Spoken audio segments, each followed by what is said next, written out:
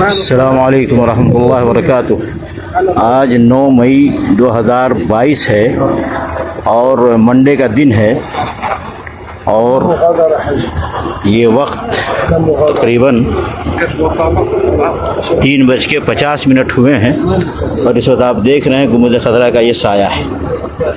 بہت افسوس کی بات ہے کہ بر صغیر میں پاک و ہند میں بہت سارے مسلمان ایسے بھی ہیں جو کہتے ہیں گنبد خضرا کا سایہ نہیں ہوتا ہے اور انہوں نے اس کا عقیدہ بنایا ہوا ہے کہ نبی صلی اللہ علیہ وسلم کا سایہ نہیں تھا، جبکہ یہ بھی غلط ہے۔